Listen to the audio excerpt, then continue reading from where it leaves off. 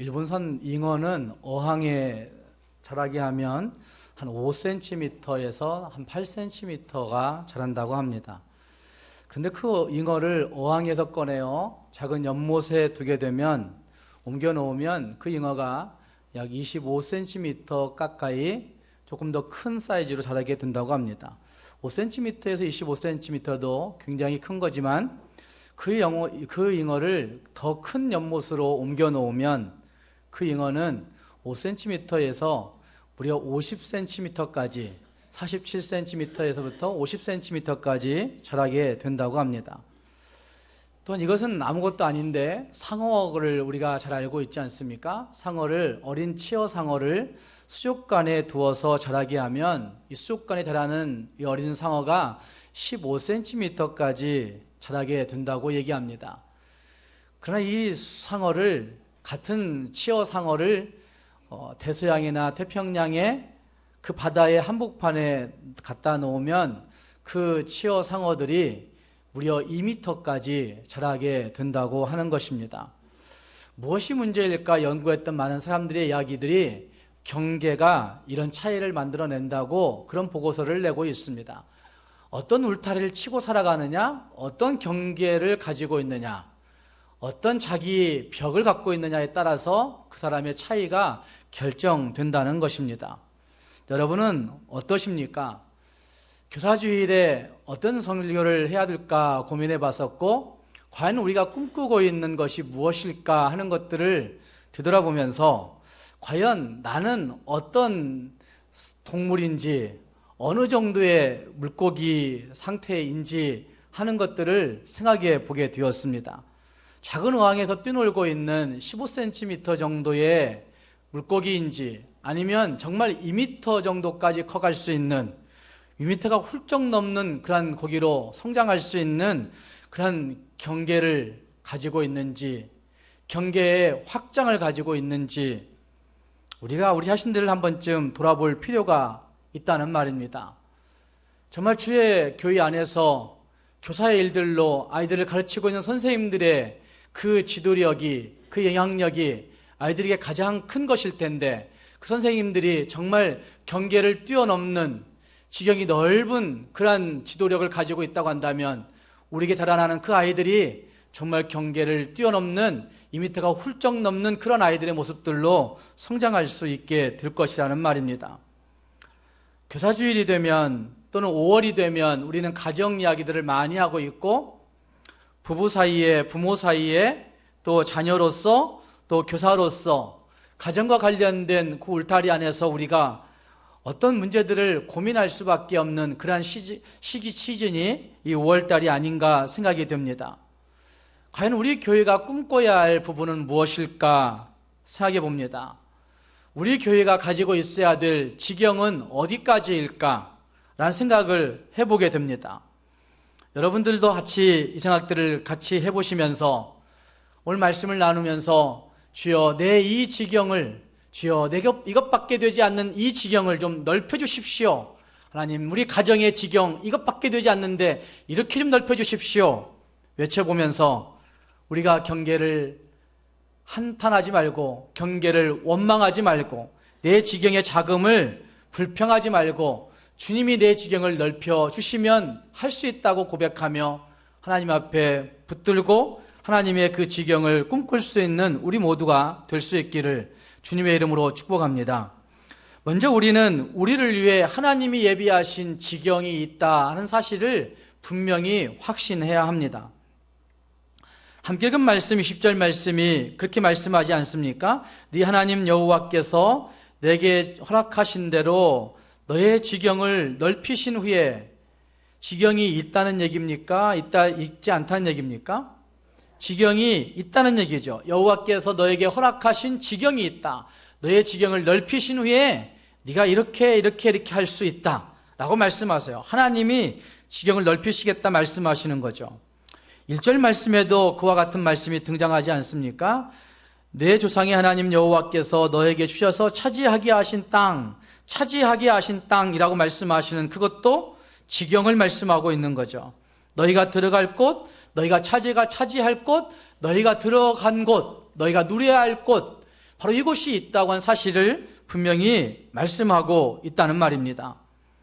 성경이 말하고 있는 지경이 무엇인가 하는 것에 대한 정의를 분명히 할 수 있어야 되는데, 신명기가 쓰여지고 있는 이 이스라엘 민족의 시대에는, 이 시대에는 그들은 농경 문화의 시대 가운데 살았습니다.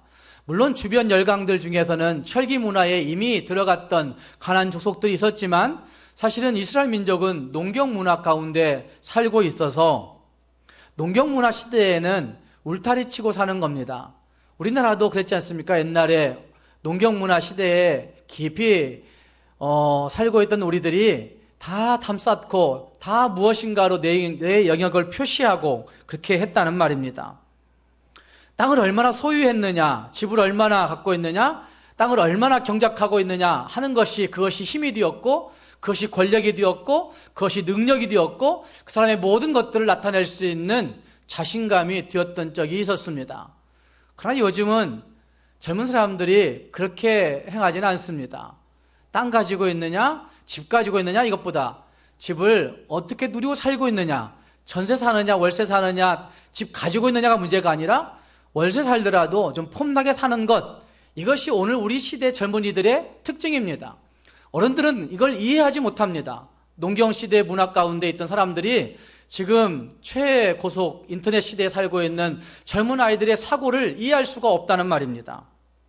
어쩌면 이것처럼 신명기 시대에 살고 있던 이스라엘 민족들도 그 농경 문화에 젖어 있었기 때문에 하나님이 지경을 주신다라고 얘기할 때 그 지경은 땅의 영역이라고 분명히 표현했을 것입니다. 한문사전에서도 땅의 영역이라고 지경을 해석합니다. 그런데 그 땅의 영역인 지경을 하나님이 넓혀주신다, 하나님이 주신다고 약속하고 있습니다. 그런데 우리는 이 지경 이야기를 하게 되면 여러분의 생각 속에서 나타나는 지경은 어떤 지경입니까?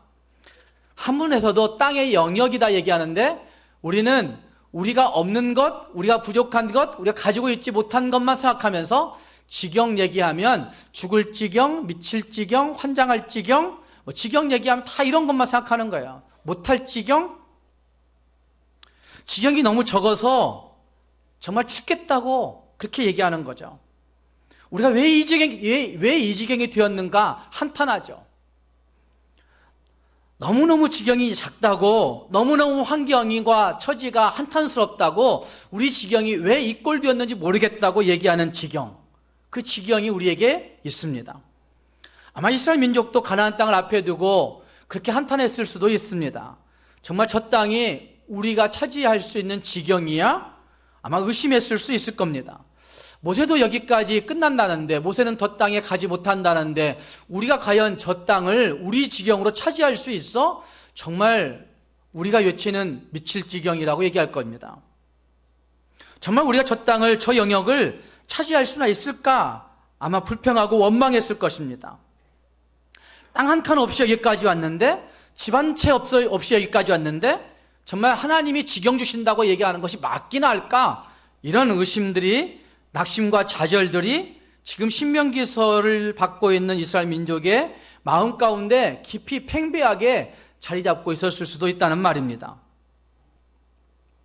우리도 그렇지 않습니까? 지금 젊은이들은 한국이 살기 힘든 정도가 아니라 살기 싫은 나라라고 얘기할 정도니까,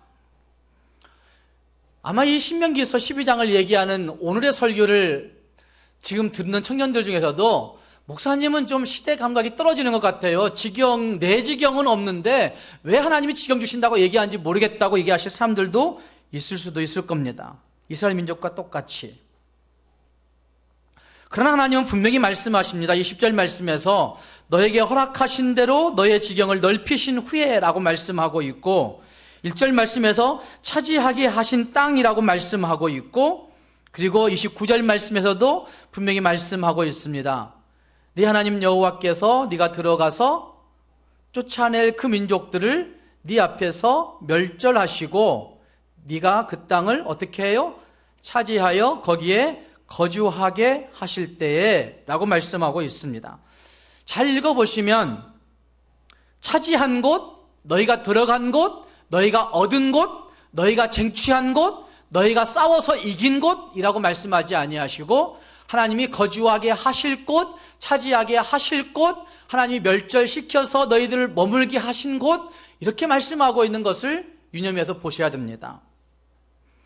다시 말해서 내가 얻으려고 해서 얻어지는 것이 아니라 누가 주셔야 된다는 말씀이에요? 하나님이 주셔야 된다고 하는 사실을 그 지경 이야기를 하면서 하나님은 거듭거듭 말씀하고 있는 것입니다. 하나님 여호와는 그들에게 주실 땅을 계획하시고 예비하시고 그리고 약속하시고 마침내 차지하도록 들어가게 하시는 분이시라는 사실을 말씀하고 있는 것이죠. 우리가 잘 알고 있는 시편 127편 1절 말씀에서 이렇게 말씀합니다. 여호와께서 집을 세우지 아니하시면 세우는 자의 수고가 어떻게 해요? 헛되고 여호와께서 성을 지키지 아니하시면 파수꾼의 깨어 있음이 헛되다, 허사다 말씀하고 있습니다. 오늘 저와 여러분에게도 이 말씀은 동일하게 진리 아닙니까? 하나님을 진리 하나님으로 믿을 때 이 말씀은 정말 진리예요. 우리가 집을 세우려고 열심히 노력하고 있지만 하나님이 세워주시지 아니하시면 우리의 집이 세워지지 않습니다. 우리가 우리의 집을, 우리의 자녀들을 열심히 지키려고 열심히 발버둥치고 살고 있지만 하나님이 허락하지 아니하시면 그것들이 다 허사예요. 시편 74편 17절 말씀에도 그렇게 말씀합니다. 주께서 땅의 경계를 정하시며 주께서 여름과 겨울을 만드셨나이다. 땅의 경계를 하나님이 정하시고 주께서 여름과 겨울을 정하셨다. 아침과 저녁 시간의 경계도 누가 정하신 거예요? 하나님이 정하신 거예요. 어쩌면 우리가 어떤 시대는 형통하게 잘 됐어요. 어떤 때는 잘 안 됐어요. 우리의 시대를 정하시는 분이 누구세요? 하나님이시라는 사실을 성경이 말씀하고 있다는 말씀이에요. 신명기 32장 8절 말씀에는 이런 말씀도 하십니다.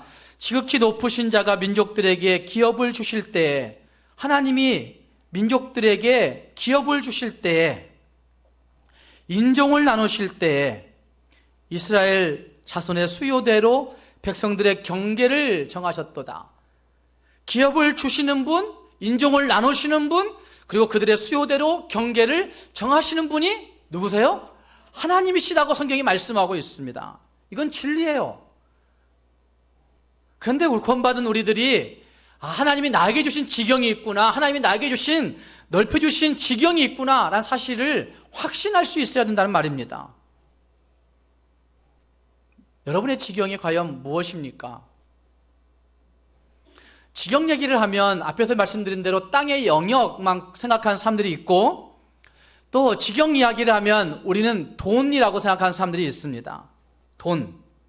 그러나 이 지경은 돈이 아닌 것을 성경 전체를 볼 때에는 분명해집니다. 돈이 아니라 하나님에 의해서 살게 되는 내 어떤 사역의 영역, 하나님에 의해서 나의 나됨의 영역, 하나님에 의해서 내가 살고 있는 이 시간의 영역, 이것들이 성경이 말씀하고 있는 지경이라고 얘기할 수가 있다는 말씀이죠. 돈의 문제, 물질의 문제, 직업의 문제, 이것이 아니라 하나님에 의해서 형성되어진 내 성품의 지경, 하나님에 의해서 형성되어진 내 인격의 지경, 하나님에 의해서 형성되어진 내 자녀의 지경들, 하나님에 의해서 내가 살고 있는 이 어떤 이 지경들을 말씀하고 있는 거죠. 그게 돈과 무슨 어떤 관계가 없지 않느냐고 얘기할 수 있겠지만, 우리는 직업 생각하면 돈과 밀접하게 생각합니다. 사역 생각하면, 일을 생각하면 다 돈과 연관지어서 돈 많이 버는 직업, 돈 많이 가질 수 있는 직업, 돈 많이 가질 수 있는 안정적인 직업, 이걸 최고의 직업이라고 생각하기 때문에 한국의 모든 사람들이 거기에 다 달려가고 있습니다. 그래서 수백 대 1의 경쟁을 가지고 있는 사람들, 수천 명, 수만 명의 청년들이 그 일에 수십 년을 허비하고 있는 참 이상한 나라가 되어버렸습니다. 그러나 하나님이 말씀하고 있는 그 지경은 하나님에 의해서 내가 지금 여기 있게 된 그 일들을 이야기하는 것이지만, 그것이 돈만을 위한 것은 아닌 것을 분명히 기억해야 됩니다. 돈만을 위해 달려가게 될 때, 돈 있는 직업을 위해 달려가게 될 때, 돈만 생각하는 그 사역, 돈만 생각하는 그 직업을 위해 달려가게 될 때 거기에 사람에 대한 배려가 없습니다. 사람을 생각하는 것이 없습니다. 주변의 생각들을 하는 태도가 없습니다. 마음을 얻으려고 하는 그 최소한의 양심들도 다 잊어버렸습니다. 어쩌면 돈만 버는 직업, 돈만 버는 지경을 생각하다 보니까 한 사람, 한 영혼에 대한 간절함들이 다 사라져버렸고 내가 이루고자 하는 그 목표에만 관심이 있는 것이죠.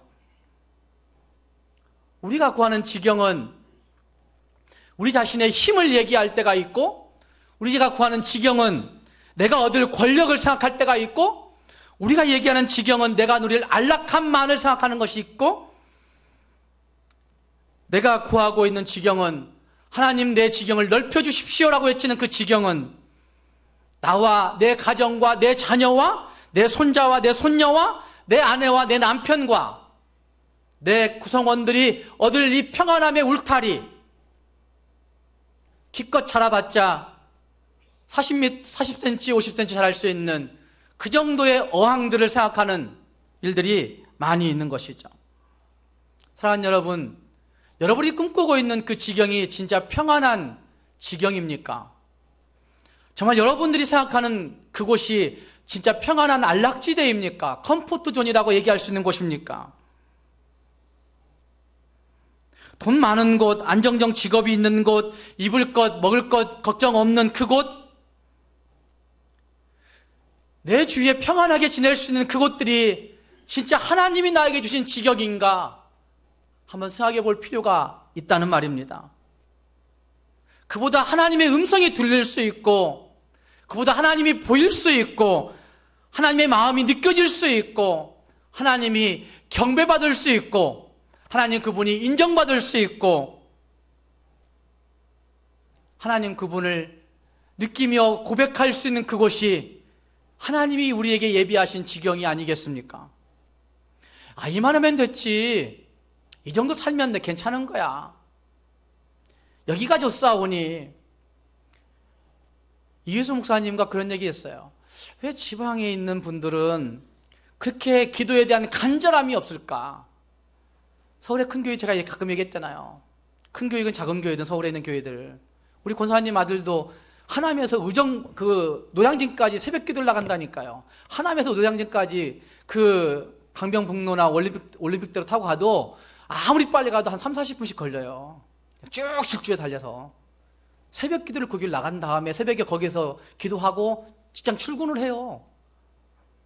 제가 그 얘기하면서 서울의 사람들은 왜 그렇게 갈망 가지고 간절하게 매달릴까? 이유수 목사님이 이렇게 얘기를 해요. 서울의 사람들은 지방에서 대부분 다 올라갔잖아요. 없이 올라갔단 말이에요. 가서 살려다 보니까 발버둥 치고 살아야 되는 거예요. 막 정말 전쟁하며 살아야 되는 거예요. 그러니까 전쟁하며 살아가는 그 사회 현실 속에서 붙들 수 있는 대상이 필요한 거예요. 그러니까 누구를 붙들어요? 하나님을 붙드는 거예요. 하나님 아니면 하나님 내 입장에서 할 수 없어요. 하나님 아니면 내 입장에서 승리할 수 없어요. 하나님 아니면 내가 이 사업에서 이길 수 없어요. 하나님. 그러면서 하나님 앞에 간절히 기도하는 거예요. 기도하면서 살아가는 거예요. 그런데 죄송하지만 지방에 있는 우리들은 그냥 여기가 좋사온이에요. 이 정도 살면 되지 뭐. 더 이상 뭐 추구할 게 뭐 있어. 이 정도면 되지. 그러다 보니까 기도하지 않는 것 아닌가. 이게 이유수 목사가 저한테 한 얘기예요. 제가 그 말 듣고 그런 것도 같다 그랬어요. 목표가 없어요. 더 되고 싶은 목표가 우리들에게는 별로 없단 말이에요. 돈도 이 정도면 되고, 서울 사람들은 이 정도가 아니죠. 뭐 집값이 10억, 20억씩 뛰어가는데 이 정도 하고 살 수가 있어요? 그러니까 열심히 갈망하는 거예요. 이만하면 됐지, 여기가 좋사오니, 단순히 두려움이 없고 불안이 없고 불편함이 없어진 그곳을 우리의 지경이라고 생각하면 우리는 살아가지만, 그러나 그곳이 우리의 지경이 아니라 하나님이 함께 하시고 하나님이 느껴지고 하나님이 도우시고 하나님이 보여지고 하나님이 만져질 수 있는 그곳이 우리의 지경일 수 있다는 말씀이죠. 어쩌면 우리의 영적인 전쟁들이 날마다 도사리고 있지만, 그 갈등 사이에서 내 욕심과 하나님의 뜻 사이에서 갈등하고 있지만, 그러나 그곳에서 하나님이 느껴질 수 있는 그곳, 하나님의 마음이 내 마음 될 수 있는 그곳, 그것이 바로 하나님이 나에게 주신 지경일 수 있다는 말입니다. 5절 말씀에 이런 말씀이 있습니다. 너희 하나님 여호와께서 자기의 이름을 두시려고 너희 모든 지파 중에서 택하신 곳인 그 계실 곳으로 찾아 나아가서 너희에게 넓혀주실 지경이 있다. 지경 얘기하시면서 하나님이 말씀하세요. 여호와께서 자기의 이름을 두시려고 택하신 곳에 너희들을 허락하신다. 그러니까 그 지경엔 누구의 이름이 있는 거예요? 하나님의 이름이 있어야 되는 거예요. 하나님의 이름을 두시려고 있는 거예요. 하나님의 거룩한 임재가 있는 곳이어야 되는 거죠. 하나님의 이름이 머물러 있는 곳, 하나님의 이름이 느껴지는 곳, 하나님의 이름이 내 마음속에 자리 잡는 곳, 그것이 하나님이 나에게 주시는 지경이라는 말입니다. 사택을 이사했습니다. 그래서 어른 성도님들은 목사님이 가까운 데 있지 않고 조금 떨어진 곳에 가서 염려된다고 얘기하는 분들이 있는 것도 제가 알고 있습니다. 근데 제가 저곳으로 옮겨가서 돈의 가치로는 저쪽 집이 돈 그 자체로서는 이 집보다 싸요. 2억 4,500이고 거기는 2억 1,000만 원이고 리모델링해서 조금 더 가치를 높여놨지만 그래도 아마 이 집 가치보다 지금 옮겨간 집의 가치가 적을 겁니다. 근데 제가 왜 이곳을 하나님 옮겨주셨을까? 리모델링 예쁘게 잘해서 하나님 왜 옮겨주셨을까? 이런 고민을 지금 한 달 내동 하고 있습니다. 조금만에 어떤 이야기들이 있었기 때문에 저는 옮길 때부터 3월 달부터 계속 그런 고민을 합니다. 내가 이 집으로 들어가는 것이 옳을까? 이 집이 맞을까? 이 집이 왜 하나님이 옮겨주실까? 이런 고민들을 하면서 거하고 있습니다. 그곳에 좋은 점이 한 가지 있습니다. 교회가 가까이 보인다는 겁니다. 아니 이곳이 더 가깝지 않냐고. 이쪽은 문을 열지 못합니다. 그러니까 문 닫고 있으면 교회가 보이지 않습니다. 교회 보려고 하면, 교회 십자가 보려고 하면 나와서 고개를 쳐들어 쳐다봐야 됩니다. 저쪽 옮겨간 집은 가만히 들어가기만 하면 교회 십자가가 보이고 동산교회 보이고 어느 곳에서든지 다 보입니다. 제가 보면서 이런 생각이 들었어요. 하나님의 이름이 있는 곳이구나. 하나님의 십자가가 머무는 곳이구나. 하나님이 함께 하시는 곳이구나. 이런 생각이 들어서 앞으로 오고 오는 동산교회 목사가 저곳에서 잘 머물 수 있는 좋은 사택이 되었겠구나. 이런 생각을 해보았습니다. 우리는 우리의 지경을 내가 생각하는 그곳에 한정지으려고 하지만 분명히 그 지경은 하나님이 주시고자 하시는 지경은 하나님의 이름이 머무는 곳이어야 되는 것이고 하나님이 마음을 쓰시는 곳이어야 되고 하나님이 함께 하시는 곳이 하나님의 지경이라는 말입니다. 아무리 억만금을 벌어도 하나님이 함께 하시지 않으면 그것은 하나님의 지경이 될 수 없고 아무리 고대광실 높은 집을 지어도 하나님이 마음이 없다고 한다면 그것은 하나님의 지경이 될 수 없고 아무리 세상 권력을 다 가진다 할지라도 하나님이 그곳에 있지 않다고 한다면 그것은 하나님의 지경이 될 수 없습니다. 하나님의 백성인 우리들이 차지해야 할 지경이 되지 못한다는 말입니다. 창세기 28장을 보면 그 욕심 많던 야곱이 형 속이고 아빠 속이고 온 가족 속이고 도망치다가 광야에서 돌뿌리를 베고 잠을 자게 되었습니다. 그러다가 하나님 만나게 되고 그 야곱은 이곳이 하나님의 집이다, 이곳이 하나님의 전이다 이렇게 고백하던 그 신앙의 모습을 거기에 볼 수가 있습니다. 하나님이 여기 계시는군요 라고 얘기하는 그곳을 볼 수가 있다는 말입니다. 그 광야가 하나님 주신 지경이 되는 것이죠. 그 돌베개가 돌뿌리 베고 있던 그 불편함이 하나님이 내게 주신 축복의 지경이 되고 있는 것이죠. 그 딱딱한 돌베개가 하나님이 나에게 허락하신 지경의 넓어짐을 확신시켜주는 지경이 되고 있다는 말입니다. 사랑하는 성도 여러분, 여러분의 지경은 어떤 곳인지 한번 생각해 볼 수 있기를 바랍니다. 하나님이 나에게 주신 지경이 과연 어디일까?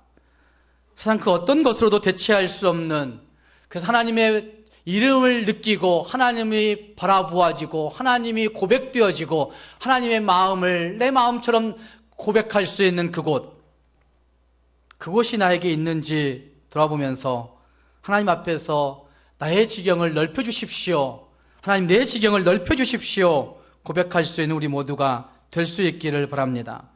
두 번째로 우리는 하나님이 복 주심을 확신해야 합니다. 하나님이 복 주심을 확신할 때 우리는 하나님이 바라보게 하시는 것들을 바라보게 되는 것이고, 그리고 그 복을 차지하게 되는 것입니다. 오늘의 말씀에서 반복적으로 말씀하고 있는 또 한 가지의 단어는 지경이라는 말과 두 번째 단어는 복이라고 하는 단어입니다. 7절 말씀, 15절 말씀, 그리고 25절 말씀, 28절 말씀에서 하나님이 차지하게 하시고 들어가게 하시고 하나님이 허락하신 그곳에서 뭐 주신다고 약속하십니까? 복 주신다고 약속하십니다. 우리는 이 복에 대해서 확신해야 합니다. 기독교가 기복주의를 표방하는 종교가 아니라 하나님은 하나님의 백성들에게 복을 주신다, 약속하십니다. 우리가 생각하는 그런 방식의 복이 아닐 때가 있어서 문제가 되지만, 하나님이 내게 주신 지경이 확실할 때, 하나님이 보여지고 느껴지고 하나님의 이름이 머무는 그 지경이 확실할 때, 하나님은 그 지경 안에서, 하나님의 지경 안에서 하나님은 뭐 주세요? 복 주신다 말씀하십니다. 그런데 그 복은 하나님이 함께 하실 때 주어지는 복이라고 하는 사실을 분명히 말하고 있습니다. 7절 말씀에서 이렇게 말씀하지 않습니까? 너희 하나님 여호와께서 너희의 손으로 수고한 일에 뭘 해주세요? 복 주심으로 말미암아. 누가 주시는 거예요? 그러니까 우리 손으로 하고 있지만 너희 하나님 여호와께서 그 일에 복 주심으로 말미암아 우리가 복을 얻을 수 있다 말씀하세요. 15절 말씀에도 그렇게 말씀하십니다. 네 하나님 여호와께서 너에게 주신 무엇을 따라? 복을 따라. 이렇게 말씀하세요. 네 하나님 여호와께서 너에게 주신 무엇을 따라? 복을 따라. 이렇게 말씀하세요. 25절 말씀도 그렇게 말씀하세요. 네가 이같이 여호와께서 의롭게 여기시는 일을 행하면 여호와께서 너와 내 후손이 어떻게 해요? 복을 누리리라 말씀하세요. 복을 누가 주시는 거죠? 하나님 여호와가 주세요. 하나님이 주시는 거죠. 어떻게 해야 그 복을 받는 겁니까?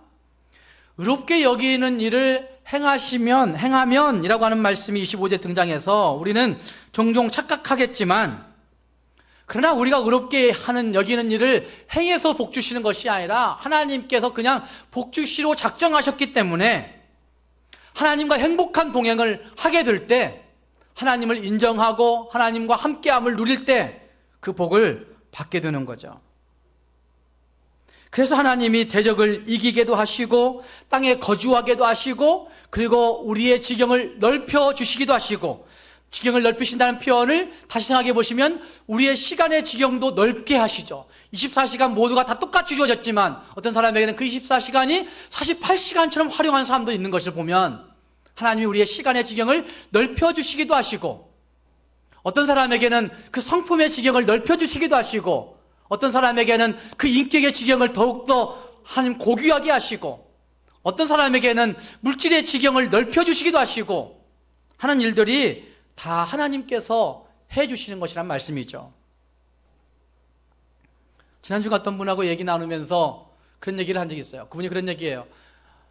하나님이 복 주셔서 제가 아무것도 한 것 없는데 하나님이 저에게 아파트 주시고 또 다른 집 주셔서 지금은 그것을 통해서 세를 받고 살면서 하나님의 영광을 드러나게 하신 거라고. 저 열심히 일해서 얻은 것 아니라고.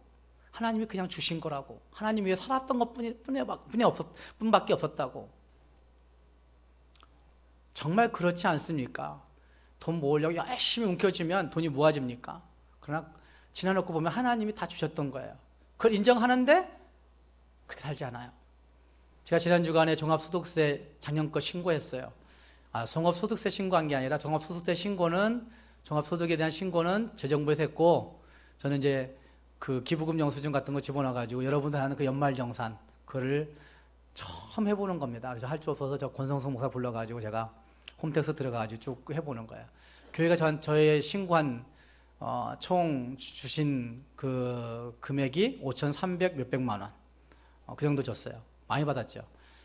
많이 받고 삽니다 저는. 그런데 5,300 몇백만 원 주셨는데,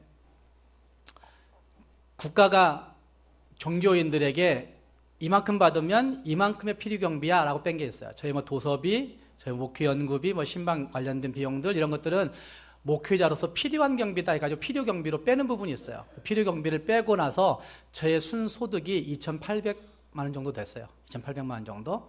그 돈에서 제가 냈던 것들, 기부금, 뭐 연금 이런 것들을 빼고 이제 제가 세금을 내는 겁니다. 그런데 기부금 영수증 하려고 제가 교회에다 낸 헌금을 제가 알아본 게 아니고 권성수 목사가 목사님 것도 넣어야 되니까 알아볼게요. 쭉 빼가지고 저한테 그 표를 가지고 왔어요. 1,900 정확하게 몰라요. 뒷부분 1,900 몇십만 원이에요. 그리고 저희가 기부하는 것들이 있어요. 컴패션에도 제가 따로 기부하는 거 있고, 그리고 제가 다른 사람들 주는 것들이 있고. 2,800만 원이 제 소득인데 솔직히 말하면 제가 교회에다 내는 헌금은 1,900만 원이 넘고, 그리고 제가 기부금 같은 거 다 포함하면 저는 2,000만 원 훨씬 넘게 내놓고 살아요. 저희 왜 이 얘기를 하느냐? 그러면 저희 가정 못 사냐? 못 먹고 사냐? 저 굶고 살까요? 굶지 않고 잘 먹고 살아요. 누가 주시는 거죠? 하나님이 주시는 겁니다. 제가 목사의 제 헌금 내역을 공개하는 이유는 여러분 좀 충격 좀 먹으시라고요. 제가 저희 교회에서 아마 가장 거의 최고의 것을 내는 건 아닐 거예요. 한 두 번째 정도 되는 걸 것 같아요. 선교비에 참 많은 액수를 헌금하시는 분이 있어요. 선교를 목적으로, 아프리카 선교를 목적으로. 그 선교비는 선교를 위해서 쓰여져야 되는 겁니다. 그럼에도 불구하고 하나님이 살게 하세요. 한동안은 그런 생각도 해봤어요. 저희 집사람하고. 우리 애들 조금 더 잘 교육시켰더라면, 학원 좀 더 많이 보냈더라면 좀 더 좋은 대학 갈 수 있었지 않았을까? 좀 더 좋은 학과 나올 수 있지 않았을까? 조금 더 떵떵거리는 직업을 가질 수 있는 위치에 설 수 있었지 않았을까? 이런 고민을 저희 집사람하고 해볼 때도 있어요. 그러나 저희는 헌금이 먼저예요. 떼놓고 나면 아이들 교육시킬 수 있는 학원비 별로 되지 않아요. 그러니까 학원 마음대로 보내지 못했어요. 아이들 마음대로 뭐 하지 못했어요. 아쉬움이 있어요. 그러나 하나님이 아이들 잘 키워주셨어요. 하나님이 아이들 그래도 뭐 웬만한 대학 다 다니게 하셨고, 그리고 직업 갖게 하시는 거예요. 하나님이 하게 하신다는 말씀이죠. 복을 누가 주시는 거죠? 하나님이 주시는 거예요. 우리가 열심히 발버둥쳐 행한다고 해서 얻어지는 것이 아니라 하나님이 넓혀주시고, 하나님이 싸우게 하시고, 하나님이 이기게 하시고, 하나님이 도와주셔야 살 수 있다는 말입니다. 하나님이 우리와 함께 하실 때 거기에 복이 있게 되는 거죠. 여러분은 얼마나 하나님과의 관계가 가까우십니까? 행복은 전염된다라고 하는 책이 있어요. 그냥 심리학자들이 어쩌다 쓴 책이 아니라 하버드 대학에서 보건의료 정책, 공공의료 정책을 연구하고 있는, 가르치고 있는 그 교수들이 니콜래스 크리스테크라고 하는 사람이 중심으로 해가지고 쓴 책인데, 행복은 전염된다라고 하는 책에 보면 기분 좋은 사람, 행복한 사람, 좋은 사람이 반경 1.5km 안에 있을 때, 반경 2.5km 안에 있을 때 사람들은 25%가 행복해 한다고 합니다. 다시 말해서 내가 생각할 때마다 저 사람 생각하면 너무 좋아요, 너무 긍정적이에요, 너무 행복해요. 그런 사람이 1.5km 반경 안에 살고 있으면 더불어 나도 행복해진다는 얘기예요. 하나님과 함께함의 관계가 가까워지면 가까워질수록 저는 100% 행복을 가질 수 있다고 생각합니다. 하나님과의 관계가 1mm 이하로 좁혀지면 여러분은 정말 매일매일이 행복하다고 외치며 살 수가 있게 된다는 말씀입니다. 사랑하는 여러분, 하나님이 복 주셔야 살 수 있습니다. 너희가 내 안에 거하고 내 말이 너희 안에 거하면 무엇이든지 원하는 대로 구하라. 그리하면 이루리라. 누가 약속하신 거예요? 예수님이 요한복음 15장 7절 말씀에서 말씀하세요. 너희가 내 안에 거하고 내 말이 너희 안에 거하면 무엇이든지 원하는 대로 구하라. 그리하면 하나님이 다 이루신다고 약속하세요. 하나님과의 관계가 우리가 복받을 수 있는 첩경이라고 하는 사실들을 기억하면서 하나님과의 관계를 가장 가깝게 1mm 이하로 관계를 축소시키면서 살아갈 수 있는 우리 모두가 될 수 있기를 바랍니다. 또 말씀에 순종할 때 그 복이 옵니다. 말씀에 순종할 때.